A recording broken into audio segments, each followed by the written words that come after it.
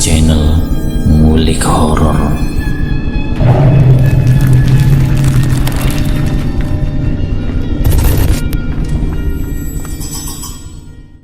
Assalamualaikum warahmatullahi wabarakatuh. Jumpa kembali di channel Ngulik Horor. Channel kami menceritakan tentang kisah-kisah misteri yang mungkin bisa menemani agan-agan dan sista semua ya. Kali ini saya akan membawakan kisah misteri yang ditulis oleh @rama_atmaja_hcr. Kalian juga dapat mengunjungi tweet beliau langsung ya. Nanti link saya akan sediakan di kolom deskripsinya. Oh ya, dalam video ini nama dan tempat saya samarkan semua ya, untuk menjaga privasi pihak yang terlibat di dalamnya. Yuk daripada kita lama-lama, langsung saja kita simak ceritanya.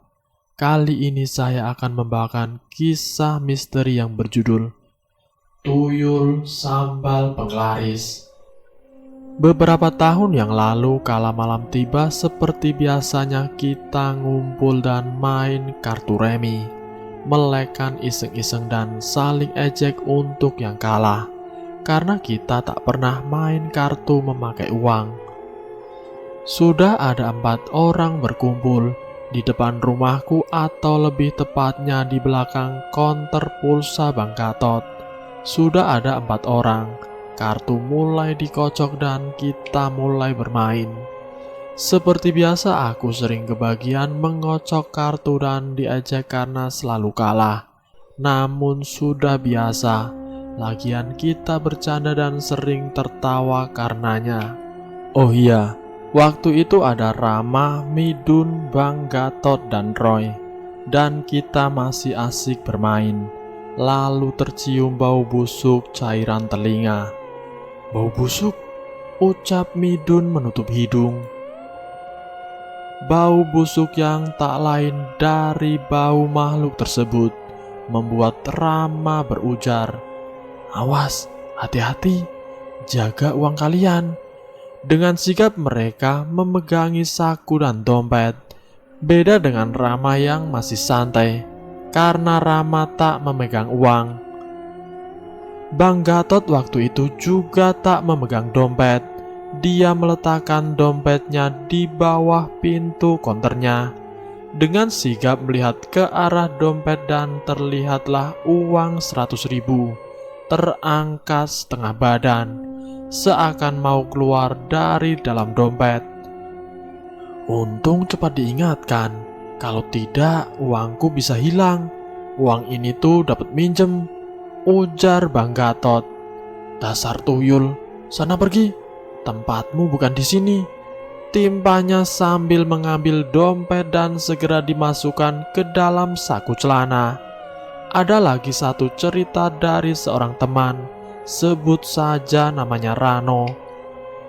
Waktu itu Rano sedang nongkrong di pos bareng Didi. Seperti yang pernah kita alami, mereka juga mencium bau yang sama kala itu. Aneh tetapi benar terjadi. Mereka melihat uang yang melayang-layang. "Loh, itu uang kok melayang?" ucap Rano terbata-bata, bingung dengan apa yang dilihat. Perlahan uang tersebut hilang dari pandangan. Rano baru sadar dan mengecek saku celananya. "Sial, uang bayaran untuk nelayan malah hilang," ujar Rano dengan nada kesal. Rupanya Rano dan Didi duduk di pos sambil nunggu teman nelayannya untuk membagikan bayaran tersebut. Barangkali ada yang belum tahu kalau tuyul tidak seperti di acara televisi, yang kalau mencuri bisa mendatangkan kekayaan. Namun kenyataannya mereka hanya mengambil beberapa lembar saja, namun kebanyakan hanya selembar uang. Berhati-hatilah saat mencium aroma cairan telinga. Bisa jadi ada tuyul di dekat Anda. 4 tahun yang lalu, malam itu istri dari teman melahirkan dan Rama pun ikut begadang di rumahnya. Rumahnya lumayan jauh, karena di desa nelayan lama dan ada di ujung desa, sedangkan rumah Rama berada di desa nelayan baru. Batas antar desa adalah area persawahan. Rama tak memiliki kendaraan untuk ke sana, jadi dijemput sama teman, sebut saja namanya Adi. Namun sebelum berangkat ke tempat tujuan, Rama berinisiatif untuk membeli bakwan. Bagaimana kalau beli bakwan dulu, terus kita bawa ke sana? Bakwan yang terkenal karena sambalnya yang berasa begitu nikmat. Bahkan ada teman yang sampai meminum sambal layaknya kuah, saking enaknya. Warung bakwan Bu Idah buka sampai 24 jam dan terkenal sampai ke desa tetangga. Setelah membeli bakwan, kita bergegas ke rumah Wahyu yang istrinya baru saja melahirkan. Rumahnya ini bisa terbilang baru dan dibangun di atas tanah yang dulunya perkebunan. Kiri dan kanan rumahnya masih banyak pepohonan. Untuk belakang rumah hanya menyisakan beberapa meter lahan kosong, dan setelahnya pepohonan yang lumayan tinggi. Sesampainya di rumah Wahyu, rupanya sudah ada beberapa orang yang tiba di situ. Mereka duduk di teras rumah. Aduh, gak mungkin cukup nih bakwan kalau orangnya sebanyak itu, pikirku. Begadang kok di sini. Ke belakang saja yuk. Kalau bagian belakang tak ada yang menjaga, bisa bahaya. Pintaku beralasan.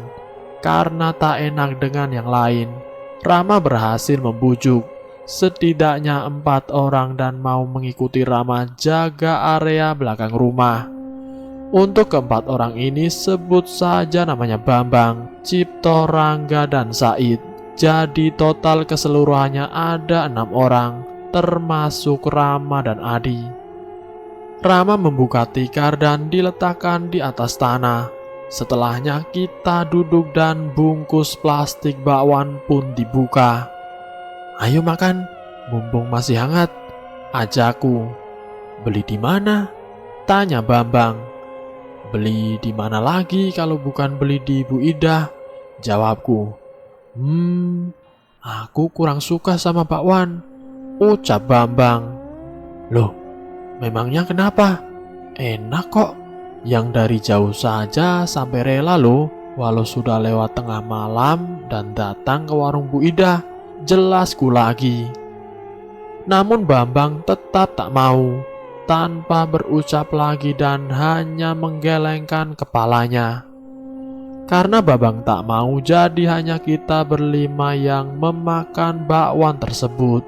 Dan tak lama Wahyu keluar lewat pintu belakang sambil membawa air panas, kopi sasetan, dan beberapa toples berisi cemilan. Kok di sini? Mengapa tak ikut kumpul di depan? Tanya Wahyu.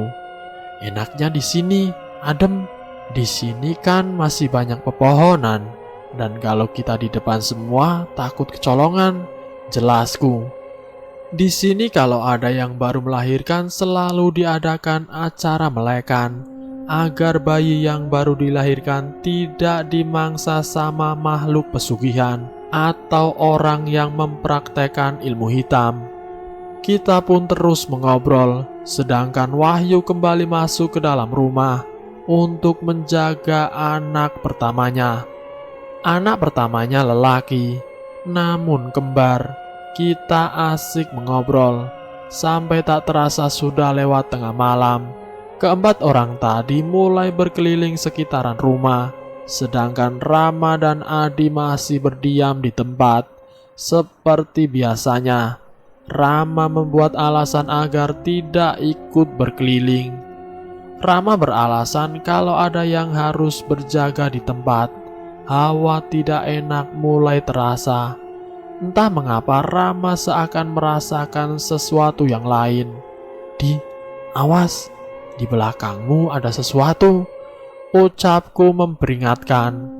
Tanpa bertanya, Adi pun bergeser tempat duduk. Rama merasa ada sesuatu yang janggal di atas tanah itu. Setelah Adi menggeser duduknya, Rama menyikap tikar tersebut. "Oh, pantas ada tulang kambing," ucapku sambil menunjukkan adanya tulang kambing. Tanpa pikir panjang, Rama mengambil tulang tersebut dan melemparnya jauh ke arah pepohonan yang rimbun. Singkat cerita, azan subuh sudah lewat, menunjukkan waktu sudah pagi. Malam itu kita lalui biasa-biasa saja dan tak ada gangguan, hanya mencium aroma wewangian saja. Hari berikutnya Rama kembali dijemput sama Adi. Waktu itu kita langsung berangkat, dan setibanya di rumah Wahyu kita langsung ke belakang rumah. Nambah 2 orang lagi yang ikut jaga bagian belakang. Sebut saja namanya Waryo dan Endah. "Aduh Di, kita lupa beli bakwan," ucapku. "Yuk kita balik lagi," jawab Adi. Kita pun kembali ke desa nelayan baru untuk membeli bakwan Bu Ida. Namun sesampainya di sana warungnya sudah tutup. Aneh, biasanya selalu buka. Tapi kenapa tutup? Tanyaku. Memang akhir-akhir ini warungnya sepi dan sore pun sudah tutup, jawab seseorang yang sedang menongkrong di area dekat warung Bu Ida. Tanpa berlama-lama kita kembali ke rumah Wahyu. Adi sudah seperti ojek pribadi yang mengantar jemput. Sesampainya di belakang rumah Wahyu, Rama mengeluh karena tidak mendapatkan gorengan bakwan. Kok sekarang warung Bu Ida sudah tutup? Padahal biasanya buka 24 jam. Iyalah sudah tutup, karena tuyulnya sudah ditangkap sama bapak, sela Bambang. Salahnya berani memasuki area rumahku. Jadi bapak mematahkan kakinya, timpahnya. Rama terdiam untuk sejenak dan tak tahu kalau Bu Ida memelihara tuyul.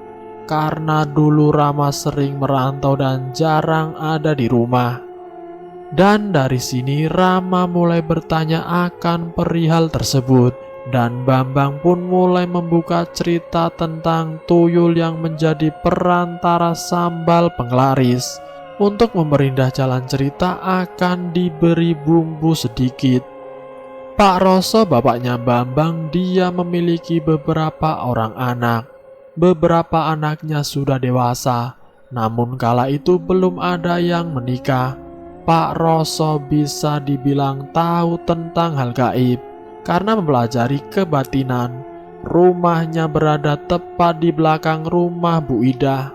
Untuk Bu Ida sendiri bisa dibilang taat dalam beribadah, dan suaranya sering terdengar kala melanturkan ayat suci. Namun berbeda dengan suaminya, namanya Pak Giwo. Pak Giwo orangnya lalai dan tak taat dalam beribadah. Oh ya, warung Bu Ida menyatu dengan rumahnya, tetapi di bagian depan rumah sebelah kanan, disitulah warungnya. Pak Giwo bingung karena usahanya tak kunjung maju. Lalu dia mendatangi salah satu dukun, sebut saja namanya Mbah Duloh. Seperti biasa, para dukun selalu bertanya perihal pasien yang datang ke rumahnya, termasuk Mbah Duloh. "Ada maksud apa datang kemari?" tanya Mbah Duloh. "Begini Mbah, aku mau jualannya laku," jawab Pak Giwo. "Memangnya apa yang kamu jajahkan?" tanya Mbah Duloh lagi. "Bagaimana kalau aku beri tuyul?"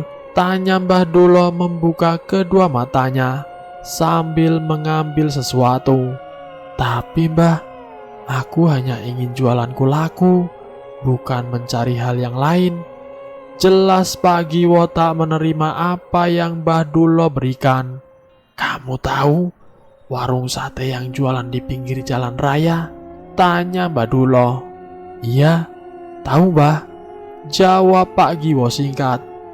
"Pemilik warung itu, dia juga memelihara tuyul, bukan untuk mencuri, tapi agar jualannya laku. Kamu pasti tahu, kalau usahanya sukses dan tempatnya semakin besar, Malah kebanyakan orang-orang kaya yang makan di situ. Jelas Mbah Dulo. Memangnya apa yang bisa dilakukan tuyul itu sampai bisa membuat jualan laris? Tanya Pak Giwo lagi yang masih ragu. Ingusnya, jawab Mbah Dulo singkat. Ingusnya? Tanya Pak Giwo lagi yang semakin bingung. Ingus dari tuyul bisa membuat orang ketagihan, ucap Mbah Dulo. Aku sarankan kamu berjualan yang berkaitan dengan sambal. Aku jamin jualanmu akan laku keras, timpanya. Akhirnya Pak Giwo menerima bungkusan kain berwarna putih dari Mbah Dulo, dan tak lama dia pun pulang. Pak Roso melihat gelagat yang aneh dari Pak Giwo, tetapi dia hanya diam dan hanya memperhatikannya saja. Pak Roso tahu kalau Pak Giwo membawa serta tuyul ke rumahnya, namun dia masih memilih untuk diam. Beberapa hari telah berlalu. Bu Ida sudah menambahkan menu baru di warungnya, bakwan goreng dadakan, atau yang digoreng ketika ada yang beli. Jadi bakwannya selalu hangat dan tak dingin. Untuk memastikan hal tersebut dan agar tahu tuyul itu milik siapa, Pak Roso mendatangi warung Pak Giwo hanya sekedar untuk membeli rokok. Namun matanya melihat hal yang lain. Dilihatnya ada tuyul sedang duduk di atas meja. Di dekatnya ada mangkuk berisi sambal. Tuyul itu meludahi dan meneteskan ingusnya di dalam mangkuk berisi sambal. Tetapi Bu Ida tidak menyadari akan hal tersebut, karena suaminya tidak menceritakan hal itu. Mual, jijik ketika Pak Roso melihat hal tersebut, dan selesai membeli rokok dia kembali pulang sambil menyampaikan orang rumah agar tidak membeli bakwan di situ. Pak Roso juga mengingatkan agar hal tersebut tidak diketahui oleh orang banyak, karena Pak Roso masih menghargai Pak Giwo yang masih tetangganya. Warung Bu Ida kian hari semakin ramai pengunjung, walau mereka mengantri untuk membeli bakwan, tetapi tak ada yang mempermasalahkan hal tersebut. Hari demi hari kabar bakwan Bu Ida semakin menyebar luas, bahkan sampai ke desa-desa tetangga. Bu Ida sampai kurang tidur karena buka sampai 24 jam, walau kadang digantikan oleh anaknya untuk menggoreng, tetapi tidur Bu Ida tidak nyenyak. Pak Roso sendiri tak menghiraukannya dan menutup rapat-rapat.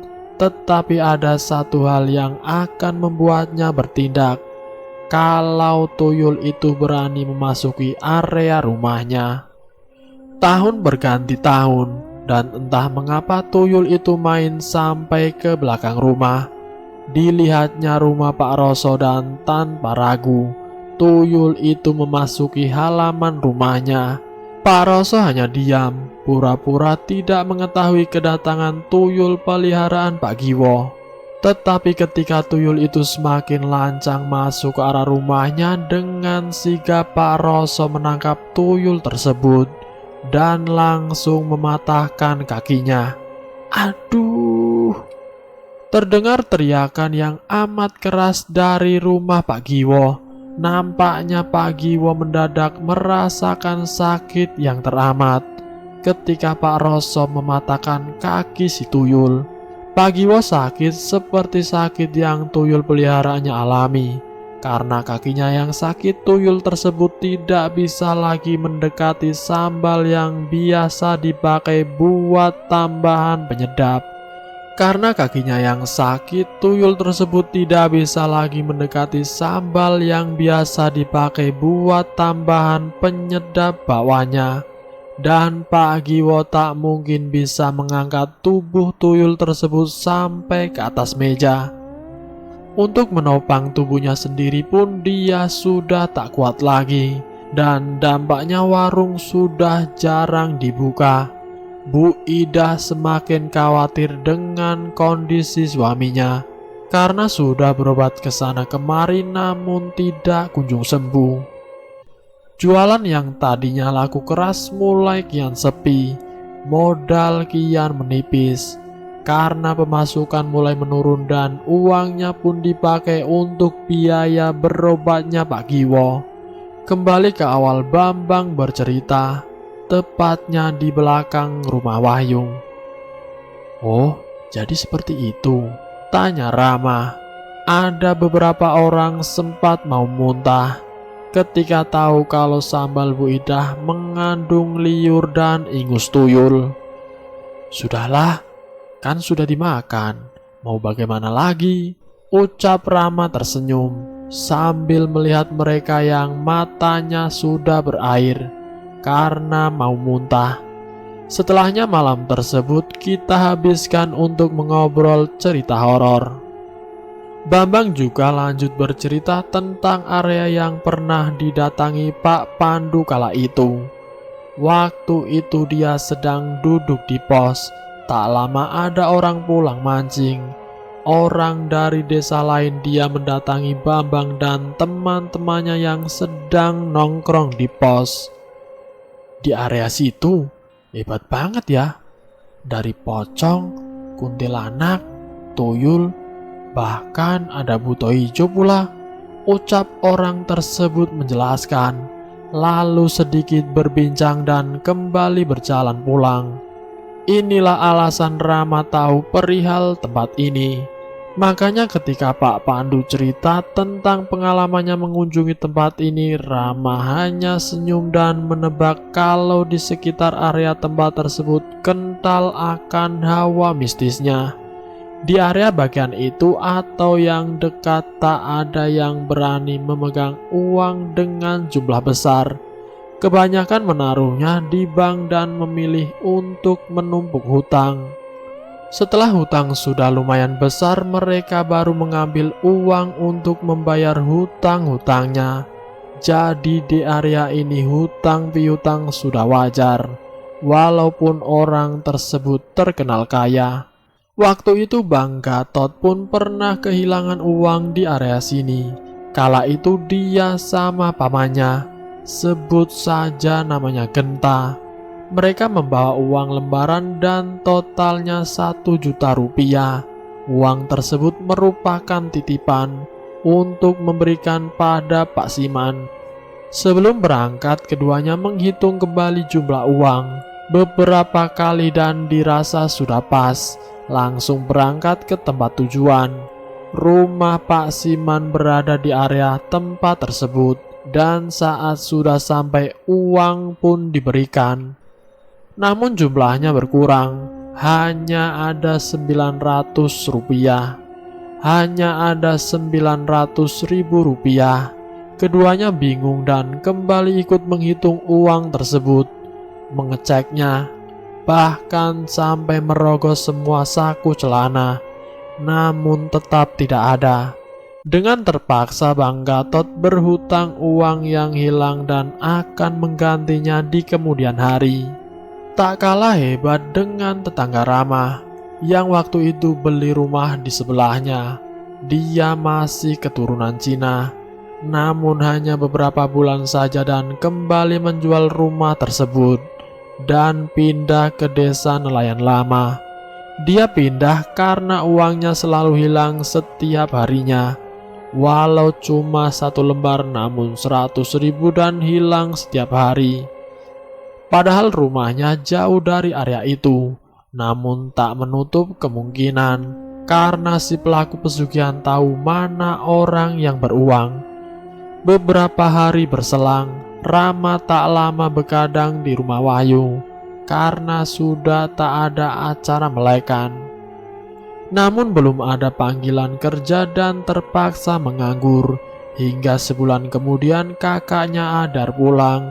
Sebut saja namanya Rahmat.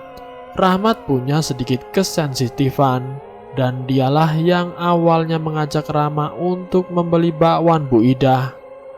"Mas tahu sambal Bu Ida bercampur dengan ingus dan liur tuyul?" tanyaku. "Ya, tahu? Jawabnya singkat. Kalau tahu, mengapa mengajak beli bakwan di warung Bu Ida? Tanyaku kesal. Ya nggak apa-apa, habisnya enak. Jawabnya lagi seakan tak punya rasa bersalah. Hah? Rama kaget dan menepuk jidat. Dan selesai. Itulah kisah misteri yang berjudul Tuyul Sambal Penglaris.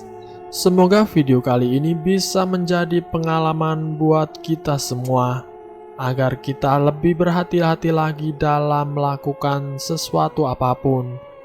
Ambil sisi positifnya dan buang jauh-jauh sisi negatifnya. Terima kasih sudah mampir di channel kami. Jika kalian tertarik dengan video kami, silakan tekan tombol like, share, dan komen. Tekan subscribe untuk mengikuti video kami selanjutnya. Wassalamualaikum warahmatullahi wabarakatuh.